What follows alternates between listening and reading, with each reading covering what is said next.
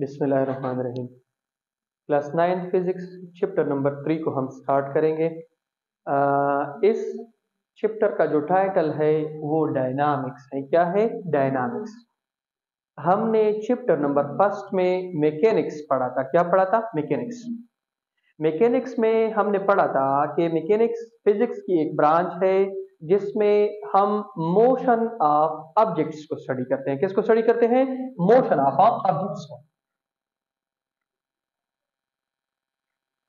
Mechanics जो है उसमें हम क्या स्टडी करते हैं? Motion of objects. और फिर मोशन ऑफ ऑब्जेक्ट्स मैकेनिक्स जो है, इसके बाद फिर हमने एक चैप्टर पढ़ा जिसका नाम था काइनेमेटिक्स। क्या नाम था? काइनेमेटिक्स, जो चैप्टर नंबर सेकेंड था।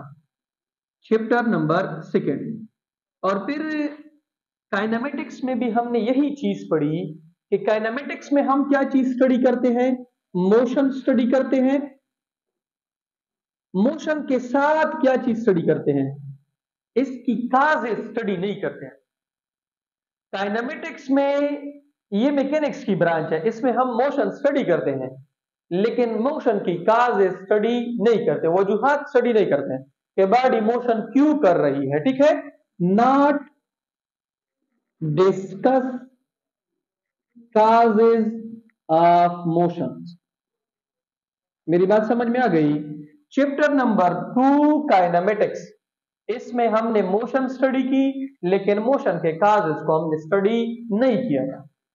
अब जो डायनामिक्स है ये भी मैकेनिक्स ही की ब्रांच है। डायनामिक्स में हम क्या करते हैं? To study motion of objects, to study motion of objects and also discuss the causes of motion, the causes of motion। अगर आपसे कोई पूछता है कि डायनामिक्स का मतलब क्या है तो आप उसको सिंपल समझाओगे कि डायनामिक्स मैकेनिक्स की एक ब्रांच है। इसमें हम बॉडी की मोशन स्टडी करते हैं और मोशन के साथ साथ मोशन के काजेस को भी स्टडी करते हैं। किसको स्टडी करते हैं? काजेस। इसमें हम हरकत और हरकत किस वजह से हो रहा है इसको स्टडी करते हैं। हरकत की वजूहात स्टडी करते हैं कि अगर एक बॉडी मोशन कर रही है तो हम ये स्टडी करते हैं कि ये मोशन क्यों कर रही है, किस वजह से कर रही है और किस तरह की मोशन कर रही है। इसको फिर हम किस में स्टडी करेंगे? डायनामिक्स में। किसमें? डायनामिक्स। अब आपसे कोई अगर पूछता है कि मोशन क्यों होता है, इसके काजेस क्या है? काजेस ऑफ या काज ऑफ मोशन, हरकत की वजूहात क्या है या हरकत की वजह क्या है, तो आपने उसको सिंपल कहना है वन सेंटेंस में कि the cause of motion is a force. हरकत की वजह फोर्स है। क्या है? Force. The cause of motion is a force. किसी भी बॉडी की हरकत की जो वजह है, जिस वजह से वो हरकत करती है, दिस इज फोर्स। वो क्या है? फोर्स। ठीक है? अच्छा, अब हमने इस फोर्स को समझना है कि फोर्स क्या चीज है कि जो बॉडी को हरकत देती है। What is force? फोर्स को उर्दू में कुव्वत कहते हैं। क्या कहते हैं? कुव्वत। और फिजिक्स में इसका कंसेप्ट ये है कि फोर्स एक एजेंट है। क्या है? एजेंट है जो एक बॉडी के स्टेट को चेंज करती है। क्या चेंज करती है? स्टेट। फोर्स क्या है? एक वजह है, एक एजेंट है और इसका काम क्या है? To change state of a body, state of a body. Force जो है वो एक वजह है, वो एक एजेंट है जो एक बॉडी के स्टेट को क्या करता है? चेंज करता है। स्टेट किसको कहते हैं? हालत को।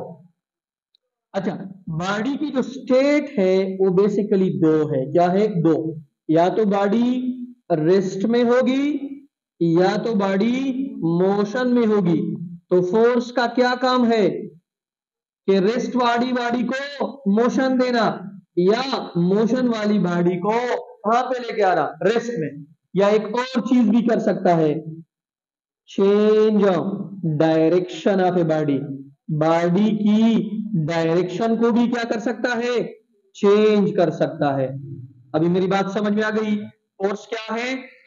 फोर्स एक रीजन है, एक वजह है जो एक बॉडी के स्टेट को चेंज करती है, रेस्ट से मोशन या मोशन से रेस्ट में। या सिंपल बॉडी की क्या चीज चेंज करता है? डायरेक्शन। मेरी बात समझ में आ गई? देखिए, एक एग्जांपल के जरिए समझाता हूं। ये मेरे पास एक फुटबॉल है, ये अभी रेस्ट में है। किस में है? रेस्ट में। हमने इसके ऊपर क्या चीज अप्लाई की? फोर्स। फुटबॉल किस चीज में चला गया? मोशन में। तो यहां पे क्या चीज चेंज हो गई? स्टेट चेंज हो गई। अब यहाँ पे एक फुटबॉल है, वो किस में है? मोशन में। और यहाँ पे मैं खड़ा हूं, इसके ऊपर क्या अप्लाई कर रहा हूं? फोर्स। इसको मैं किस में लेके आता हूं? रेस्ट में। तो यहां पर भी मैंने क्या चीज चेंज कर दी? स्टेट मैंने चेंज कर दी। ठीक है।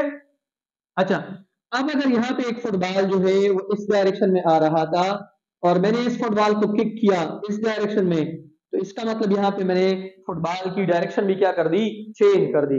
तो फोर्स जो है ये बॉडी के स्टेट को चेंज करता है। इसकी दूसरी डिफिनीशन, ये एजेंट बॉडी को एक्सेलरेट करता है। क्या करता है? एक्सेलरेट। बॉडी में एक्सेलरेशन प्रोड्यूस करता है। या फोर्स जो है वो सिंपल डिफिनीशन, उसकी जो क्लास आप लोग ने फिफ्थ सिक्स में पढ़ते हो, force is simple push and pull. ये बॉडी को जब हम खींचते हैं या उसको हम धकेलते हैं, इसको भी हम क्या बोलते हैं? फोर्स। या फिजिक्स के मुताबिक इसकी जो डिफिनीशन है वो है कि force is the product of mass end of acceleration. Product of mass and acceleration. Product of mass and acceleration, इसको हम क्या बोलते हैं? फोर्स। क्या बोलते हैं? फोर्स। और फोर्स की जो सिंपल मैथमेटिकल फॉर्म है वो है F is equal to m a. इसमें m आपके पास क्या है? मास। a आपके पास क्या है? एक्सेलरेशन। f आपके पास क्या है? फोर्स। आप यहां से भी फोर्स की डिफिनीशन लिख सकते हैं। देखिए, यहां पे मेरे पास इस तरह है। देखिए, F is equal to m cross a। मैं इसको इस तरीके से डिफाइन करूंगा, प्रोडक्ट। ये क्या है? प्रोडक्ट किसका? मास का। किसके साथ? एक्सेलरेशन के साथ। फिर किस चीज के इक्वल है? फोर्स के। तो आप किस तरीके से इसको डिफाइन करेंगे? देखिए, product of mass and acceleration is equal to force. कि जब मैं मास और एक्सेलरेशन का प्रोडक्ट लूंगा तो ये किस चीज के बराबर आएगा? फोर्स के बराबर आएगा। तो फोर्स की सिंपल डिफिनीशन क्या हो गई? The product of mass and acceleration is called off force. अच्छा,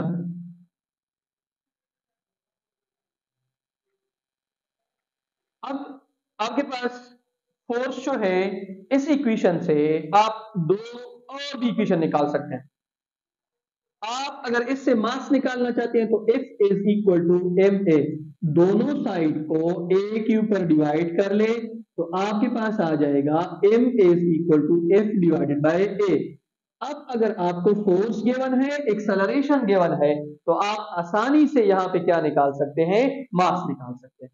देखिए, अगर आपको मैं मास दे दूं 2 kg, एक्सेलरेशन दे दूं 4 मीटर पर सेकेंड स्क्वायर, तो आप आसानी से क्या निकाल सकते हैं? फोर्स। देखिए किस तरह, F is equal to m की जगह पे 2, a की जगह पे 4, तो इनसे क्या आता है? 8। 4 2 8, इनके साथ क्या लगाओगे? न्यूटन। अब अगर यहां पे आपको फोर्स गिवन है, F गिवन है 5 न्यूटन, A गिवन है let suppose 5 metre per second square, आपसे क्या चीज मांगी गई है? M। तो आप आसानी से निकाल सकते हैं। M is equal to F की जगह पे 5, A की जगह पे 5, 5 डिवाइड बाय 5, 1 कीजिए, इसका क्या होगा? मास होगा। अच्छा, अब अगर यहां से आपने मास को नहीं निकालना है, किसको निकालना है? आपने एक्सेलरेशन को निकालना है। क्या करोगे? देखिए, if is equal to m a, इस साइड को डिवाइड करो एम के ऊपर, इसको डिवाइड करो एम के ऊपर, तो a is equal to F divided by M. तो यहाँ पे दो और एमसीक्यूज भी आ गए। पहला MCQs, acceleration is directly proportional to force. दूसरा MCQs, acceleration is inversely proportional to mass, and this is Newton second law. ये न्यूटन सेकंड लॉ भी है, ठीक है। यहां से हम न्यूटन सेकंड लॉ भी निकाल सकते हैं। अब अगर यहाँ पे हमने एक्सेलरेशन को फाइंड करना है तो किस तरीके से फाइंड करेंगे? देखिए, अगर आपके पास फोर्स है 4 न्यूटन, मास है 4 कीजिए, एक्सेलरेशन आपसे मांगा जा रहा है, तो क्या करोगे? ए इज इक्वल टू फोर्स की जगह पे 4, मास की जगह पे 4, 4 और 4 कैंसल, 1 मीटर पर सेकंड स्क्वायर, ये आपका क्या होगा? एक्सेलरेशन होगा, ठीक है। अच्छा, अब अगर आपसे कोई पूछता है कि फोर्स की यूनिट क्या है, यूनिट ऑफ फोर्स,